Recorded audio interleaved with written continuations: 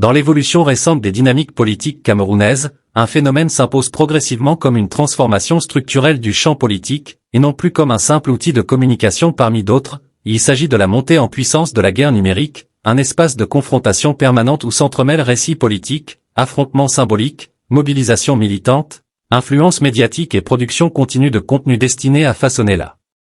perception du pouvoir, de l'opposition et des rapports de force en général, et la question centrale qui se pose désormais n'est plus marginale ni théorique, elle est directement liée à la compréhension du fonctionnement actuel de la politique. Cette guerre numérique est-elle en train de remplacer le combat politique réel, celui qui se joue dans les institutions, dans les partis, dans les rues, dans les urnes et dans les négociations entre élites, ou est-elle simplement devenue une couche supplémentaire qui s'ajoute à ces dynamiques sans les remplacer réellement? Et pour répondre à cette question de manière rigoureuse, il faut d'abord accepter une idée fondamentale: la politique n'a jamais été exclusivement institutionnelle, elle a toujours été aussi un espace de narration, de symboles et de construction de la perception collective, mais ce qui change aujourd'hui, ce n'est pas la nature symbolique de la politique, c'est son intensité, sa vitesse et surtout sa démocratisation technique, car avec l'essor des réseaux sociaux, des plateformes de diffusion et des outils de communication instantanée, le monopole traditionnel du discours politique a été profondément fragmenté, et ce qui était autrefois contrôlé par des canaux relativement centralisés est désormais dispersé entre une multitude d'acteurs, allant des figures politiques officielles comme Maurice Kamto et Issa Chiroma Bakary jusqu'aux militants anonymes, aux pages communautaires, aux influenceurs politiques et aux relais informels qui participent tous à la production et à la diffusion du discours politique, ce qui crée un écosystème beaucoup plus complexe, plus rapide et surtout beaucoup plus difficile à contrôler, et dans cet écosystème, la guerre numérique devient un espace autonome de confrontation, avec ses propres règles, ses propres incitations et ses propres logiques de récompense, car contrairement au combat politique traditionnel qui repose sur des structures relativement formelles, des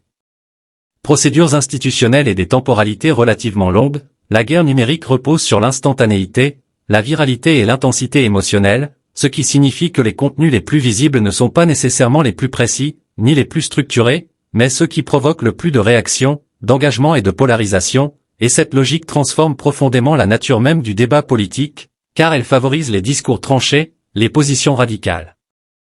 les oppositions fortes et les récits simplifiés, au détriment des analyses nuancées ou des positions intermédiaires, ce qui contribue à accentuer la polarisation des camps et à rigidifier les identités politiques. Mais pour comprendre si cette dynamique remplace réellement le combat politique réel, il faut distinguer plusieurs niveaux d'analyse, car la guerre numérique peut être à la fois un espace de substitution, un espace de prolongement et un espace d'influence indirecte sur la politique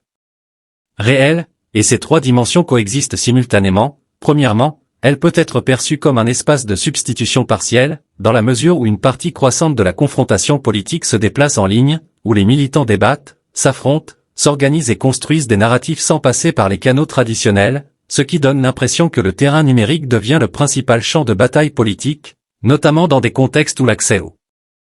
espace institutionnel est limité ou fortement contrôlé. Deuxièmement, elle fonctionne comme un espace de prolongement du combat politique réel, car les conflits qui existent dans la sphère institutionnelle, partisane ou étatique se retrouvent amplifiés, transformés et diffusés dans l'espace numérique, où ils prennent une dimension beaucoup plus large et plus visible, ce qui signifie que la guerre numérique ne crée pas toujours les conflits, mais les amplifie, les accélère et les rend plus visibles. Et troisièmement, elle agit comme un espace d'influence sur la politique réelle, car les perceptions construites en ligne peuvent influencer les décisions des acteurs politiques, les stratégies électorales, les alliances, les mobilisations et même les rapports de force symboliques entre les différents camps, ce qui crée une boucle d'interaction permanente entre le numérique et le réel, une boucle dans laquelle les deux dimensions s'alimentent mutuellement sans que l'une ne puisse totalement absorber l'autre, et c'est précisément dans cette interaction que se situe la complexité du phénomène, car la guerre numérique ne remplace pas totalement le combat politique réel, mais elle en modifie profondément les conditions d'existence, elle accélère les cycles politiques, elle intensifie les conflits, elle fragmente les discours et elle transforme la perception du pouvoir et de l'opposition, et dans ce contexte, les acteurs politiques eux-mêmes ne sont plus uniquement des producteurs de décisions institutionnelles, ils deviennent aussi des producteurs de narration, contraints d'occuper simultanément l'espace réel et l'espace numérique pour exister politiquement, ce qui signifie que la frontière entre action politique et communication politique devient de plus en plus floue, et c'est cette hybridation qui donne l'impression d'un basculement vers une nouvelle forme de politique, une politique où la visibilité numérique devient une ressource aussi importante que la capacité organisationnelle ou institutionnelle, et c'est dans cette transformation progressive que se pose la question essentielle de savoir si le combat politique réel est en train d'être remplacé ou simplement redéfini par cette nouvelle guerre des perceptions, une question à laquelle les éléments suivants de l'analyse permettront d'apporter des réponses encore plus précises en examinant qui contrôle réellement cet espace numérique et comment il influence concrètement les rapports de force sur le terrain politique tangible. Dans la continuité de cette analyse, il faut maintenant déplacer le regard du simple constat d'une expansion de la guerre numérique vers une question beaucoup plus déterminante, celle du contrôle réel de cet espace, car si la guerre numérique est devenue un champ politique à part entière, alors la question n'est plus seulement de savoir si elle remplace ou non le combat politique traditionnel, mais de comprendre qui en fixe les règles implicites, qui en oriente les dynamiques, et surtout qui en tire les bénéfices les plus structurants sur le plan politique, et dans le cas camerounais, cette interrogation prend une dimension particulière, car l'espace numérique n'est pas homogène, il est fragmenté, concurrentiel et traversé par des logiques multiples qui ne sont pas toujours coordonnées, et dans cet environnement, les acteurs politiques traditionnels comme Maurice Kamto et Issa Chiroma Bakary ne sont plus les seuls producteurs de discours, ils deviennent des références autour desquels gravitent des écosystèmes entiers de militants, d'influenceurs, de pages anonymes et de relais d'opinion, ce qui signifie que le contrôle de la guerre numérique n'est pas centralisé, mais distribué, et cette distribution du pouvoir informationnel crée une situation paradoxale où personne ne contrôle totalement le système, mais où certains acteurs parviennent néanmoins à en tirer des avantages plus durables que d'autres, et pour comprendre cette asymétrie, il faut analyser plusieurs niveaux simultanément, à commencer par le niveau des structures militantes, car la guerre numérique repose avant tout sur des bases actives capables de produire, relayer et amplifier des contenus, et dans ce domaine, les camps politiques ne disposent pas des mêmes capacités organisationnelles, ni des mêmes ressources symboliques, ni des mêmes degrés de cohésion interne, ce qui crée des déséquilibres dans la capacité à occuper l'espace informationnel. Ensuite, il faut considérer le rôle des leaders politiques eux-mêmes, car même si une grande partie de la guerre numérique leur échappe directement, leur prise de position, leur silence, leur réaction ou leur stratégie de communication influencent fortement les dynamiques en ligne, en créant des moments d'intensification ou de stabilisation du débat, et dans ce cadre, la visibilité devient une ressource stratégique en soi, car un leader politiquement présent dans l'espace numérique existe davantage dans la perception collective qu'un leader silencieux, même s'il conserve une activité institutionnelle réelle. Il faut également intégrer un troisième niveau essentiel, celui des entrepreneurs de l'attention, car dans l'écosystème numérique, certains acteurs ne sont ni des militants classiques ni des responsables politiques, mais des producteurs de contenu qui tirent leur influence de leur capacité à capter l'attention, à amplifier les tensions et à transformer les événements politiques en récits viraux, et ces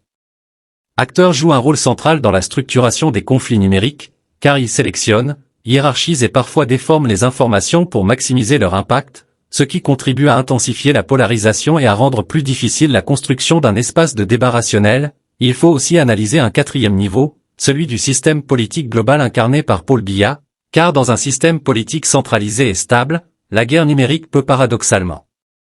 fonctionner comme un espace de dispersion des énergies contestataires, en fragmentant les attentions, en multipliant les conflits secondaires et en réduisant la capacité des forces opposantes à se concentrer sur des objectifs stratégiques communs, sans qu'il soit nécessaire d'exercer un contrôle direct sur cet espace, simplement en laissant se développer des dynamiques de compétition interne entre acteurs opposés, et cette fragmentation informationnelle a un effet politique concret, elle réduit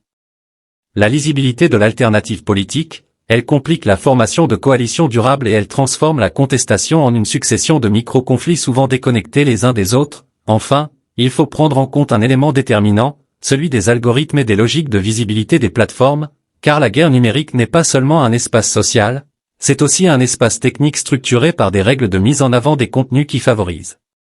l'engagement émotionnel, la polarisation et la réaction rapide, ce qui signifie que même sans intention politique explicite, les architectures numériques contribuent à amplifier les contenus conflictuels et à marginaliser les contenus nuancés, et dans ce contexte, les acteurs les plus visibles ne sont pas nécessairement les plus représentatifs, mais ceux qui maîtrisent le mieux les codes de l'attention numérique, et c'est cette combinaison entre fragmentation militante, influence des leaders, rôle des entrepreneurs de l'attention, effets indirects du système politique et logique algorithmique qui permet de comprendre pourquoi la guerre numérique apparaît à la fois comme un espace autonome et comme un espace profondément lié au combat politique réel, car elle ne fonctionne pas en parallèle du système politique, elle s'y imbrique, elle le reflète, elle le déforme et elle le prolonge, ce qui rend difficile toute séparation nette entre les deux sphères, et c'est précisément cette imbrication qui explique pourquoi la question initiale ne peut pas recevoir une réponse binaire, Car la guerre numérique ne remplace pas totalement le combat politique réel, mais elle en redéfinit profondément les conditions de fonctionnement, en modifiant les rapports de force, les modes de mobilisation et les logiques de légitimité dans l'ensemble du champ politique camerounais.